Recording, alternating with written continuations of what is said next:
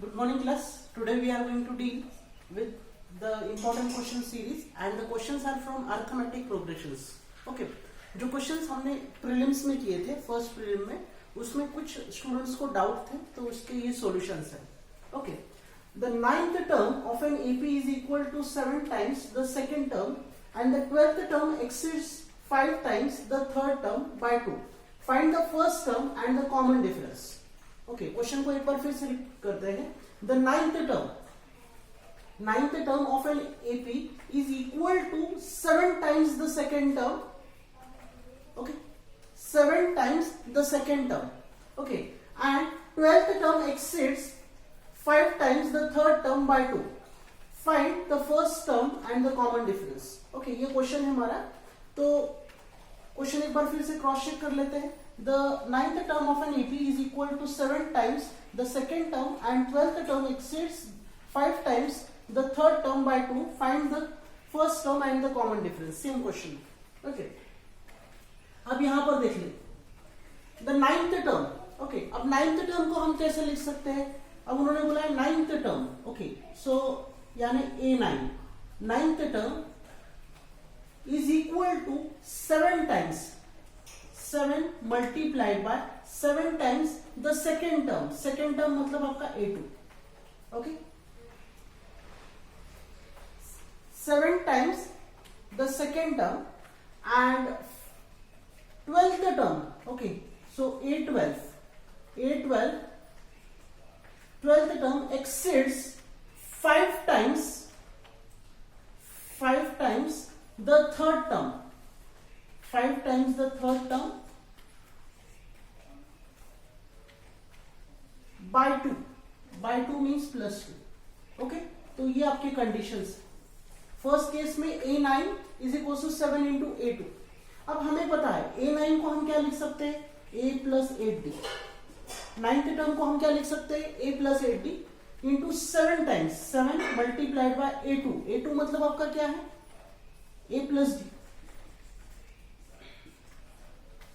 ठीक है. अब इसको फर्दर सिंप्लीफाई करेंगे. A plus 8D is equal to 7 one 7 7A then 7 into D 7D. ठीक है. तो इसको हम फर्दर एक्सपांड करेंगे तो हमारे पास क्या आएगा. देखिए हमारे पास आएगा A this will become -7A. This is 8D and this will become -7D is equal to 0. तो यहां पर आएगा आपके पास -6 है और ये आएगा आपके पास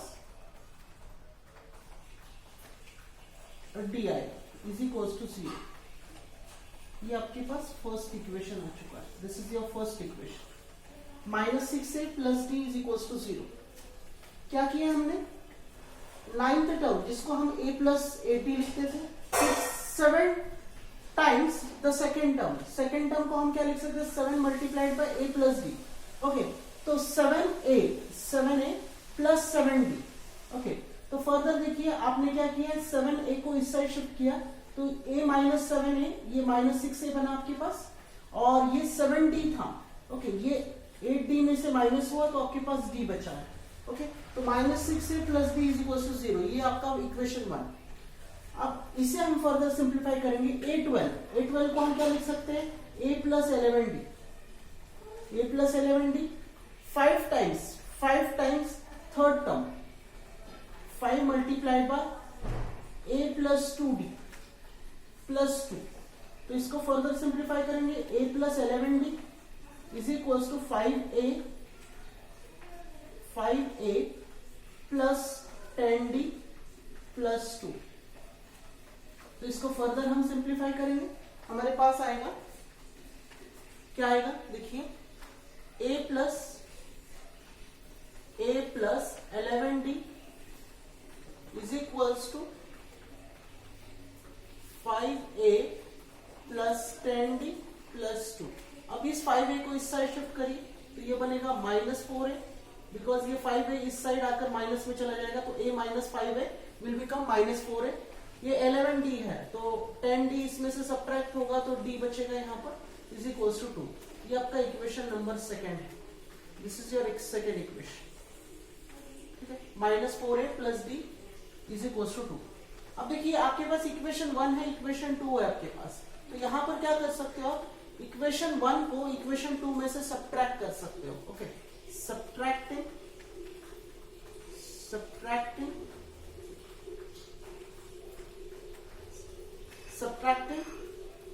इक्वेशन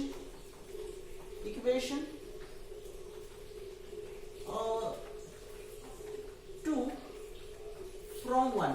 आप किस में से भी किसी को सब्ट्रैक्ट कर सकते हो, 1 में से 2 को कर सकते हो, 2 में से 1 को कर सकते हो, आपकी इच्छा। अगर आप चाहे तो 1 को भी 2 में से सब्ट्रैक्ट कर सकते हो, आप चाहे तो 1 को 2 में से सब्ट्रैक्ट कर सकते हो, आपकी चॉइस। या 2 में से फर्स्ट को सब्ट्रैक्ट, आपका आंसर बदलेगा नहीं और answer will be same through out. तो ऐसा कोई तो मैं यहाँ पर क्या कर रहा हूँ, 1 को 2 में से सब्ट्रैक्ट कर रहा हूँ। आप किसी को भी किसी में से सब्ट्रैक्ट कर सकते हैं, आपका आंसर बिल्कुल नहीं बदलेगा।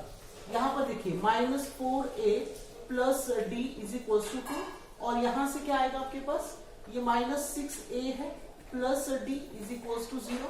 यहाँ पर minus minus will become plus, ये माइनस और यहाँ पर भी माइनस हो जाएगा। अब देखिए +6a -4a, तो ये बनेगा आपके पास 2a, ये डी कैंसिल हो गया, आपके पास 2 बचेगा, तो यहाँ पर आएगा 2/2, तो a की वैल्यू आपके पास 1 आएगी। a की वैल्यू कितनी आ चुकी है, 1 आ चुकी है। अब इस a की वैल्यू को आप कहीं पर भी पुटअप कर सकते हो और आपको d मिलेगा। ओके, तो देखिए मैं इसको इक्वेशन 2 में पुटअप करता हूँ, -4, अब a की जगह पर मैं 1 पुटअप करता हूँ, यहाँ पर 1 प्लस d आपके पास इज इक्वल्स टू 2, तो -4 × 1 -4 plus d is equals to 2, तो इस -4 को इस साइड लेकर आइए, तो d इज इक्वल्स टू 2 + 4, तो ये d इज इक्वल्स टू 6 बनेगा आपके पास, d इज इक्वल्स टू 6। तो कॉमन डिफरेंस d 6 मिल चुका है, a आपके पास 1 आ चुका है। तो इस तरह से आपको इसको सॉल्व करना है। कैसे सॉल्व किया, उन्होंने दिया था कि 9th टर्म जो है वो सेकेंड टर्म से 7 टाइम्स ज्यादा है, तो हमने क्या किया, यहाँ पर 9th टर्म को पहले a + 8d लिखा, 7 multiplied by a + d, second term क्या थी, a + d थी, तो 7a और 7d बनाया हमारे पास यहाँ पर, और ये a + 8d था। फिर फर्दर हमने इसको सिंप्लीफाई किया, तो हमारे पास एक सिंप्लीफाइड इक्वेशन 1 आ चुका है। उसी तरह से हमारे पास सेकेंड कंडीशन थी कि 12th टर्म जो है वो 5 टाइम्स ज्यादा है थर्ड टर्म से और 2 से एक्सीड करती है। ओके, 2 से एक्सीड मतलब +2। ओके, तो यहाँ पर 12th टर्म को हमने क्या लिखा, a + 11d।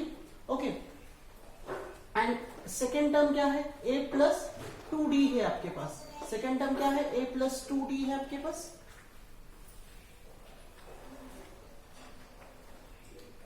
Sorry, third term क्या है, a + 2d है आपके पास। फिर उसको 5a × 10d बना आपके पास +2। फिर फर्दर सिंप्लीफाई करने के बाद आपके पास second equation -4a + d is equal to 2 आ चुका है। इसको सिंप्लीफाई करिए, फाइनल सॉल्यूशन आपके सामने है। a की वैल्यू आपके पास 1 आ चुकी है, d की वैल्यू 6 आ चुकी है। ठीक है, so this is your final solution. Thank you.